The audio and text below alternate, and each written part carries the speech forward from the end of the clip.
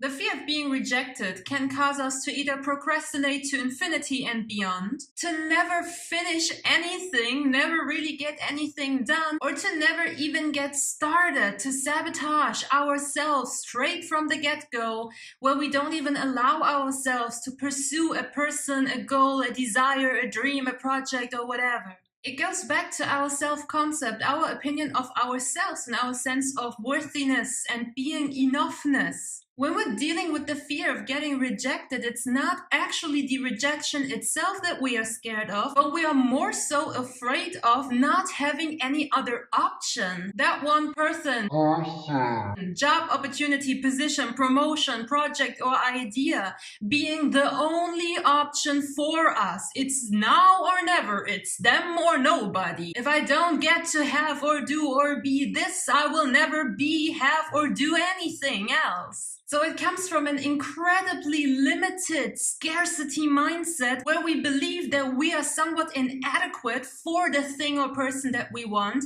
and that the thing or person that we want is the only option that we have. We are blind to the variety of possibilities and options that we actually get to pick and choose from. So while being rejected is indeed a blow to our ego, it can absolutely shake our foundation of who we believe we are. And it can be incredibly uncomfortable or even painful to experience. The actual cause for the fear is not the discomfort, but it is the fear of the consequence that come with the rejection. And in order to manage your relationship with rejection and flipping it completely around so that it works in your favor, all you gotta do is to change your definition of what rejection means. You can actually choose to see and identify rejection as your own personal protection. The saying rejection is divine protection is so true that it almost annoys me. I can absolutely confirm that I have personally been more often rejected than accepted. And this sounds shitty, but it's actually a really good thing. Being okay with being rejected means that I have the freedom to really test out and pick and choose the things that are really in alignment with my desires and with who I am at the core. Whenever something really was for me and really in alignment with my best self, fueling my growth and self-development, it always accepted me.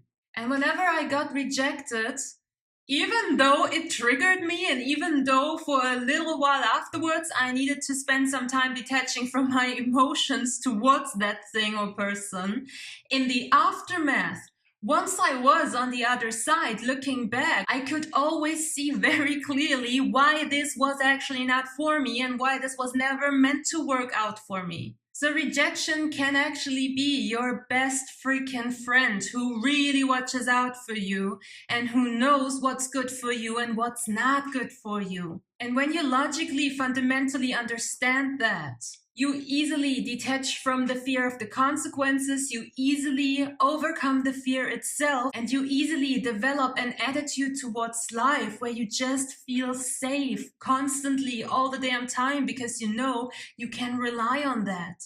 Another thing that you really need to practice for yourself is to be more involved in your own opinion about yourself rather than other people's opinion about you. Other people can have a bad day. They can have their own issues and struggles. They can be just flat out mean and assholes. They can sometimes have views, perspective, and opinions of a thing that are completely clashing with yours. And you need to know that their opinion about you has absolutely nothing to do with who you actually are.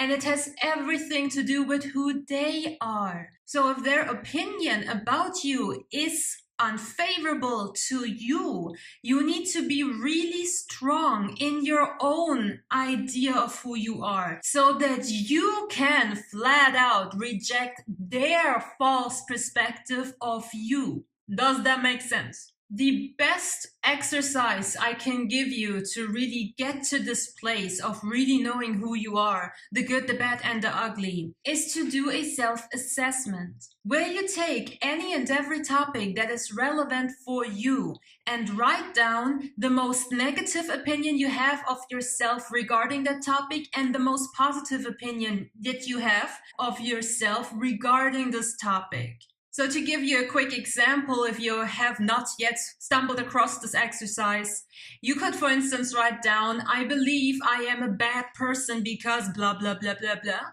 And then I believe I am a good person because blah, blah, blah, blah, blah. I believe love is stupid and I do not deserve this because blah, blah, blah, blah, blah. And I believe love is wonderful and I truly deserve it and I'm ready for it because blah, blah, blah, blah, blah. Once you have written down all the positive and the negative, blah, blah, blah, blah, blah, all you got to do is sit with it and accept it.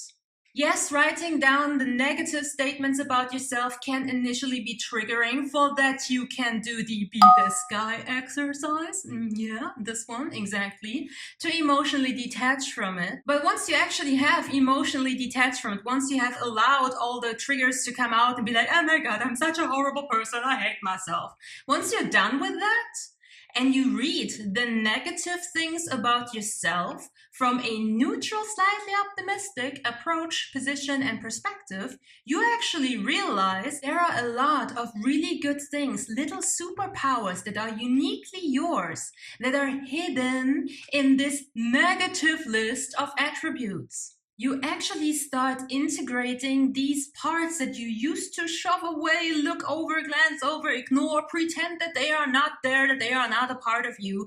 You start reintegrating these parts in a very powerful way into yourself. And when you have made peace with the good, the bad, and the ugly about yourself, nobody else can harm you anymore. Nobody else can really trigger you anymore, because then somebody rejecting you and insulting you based on who you are as a person or your preferences, your choices and whatnot, it's actually not going to affect you anymore. So you see, you got to be more invested into your own opinion about yourself. You got to give more shits about who do you think you are and how you feel about yourself, and not so many shits about what other people are thinking. You also got to understand that people, especially the autopilot people out there, are constantly running around worried about what other people may think of them. We are so absorbed in our own fear of being judged in a negative way or rejected in some way, shape, or form that we don't even really take the time to judge others or reject others. And really understanding this entire enchilada of what rejection actually is and how it works and how people are handling it makes the fear of being rejected so ridiculous that you can easily just manage it. It's not that big of a deal. It's not a big monster that you have to face yourself.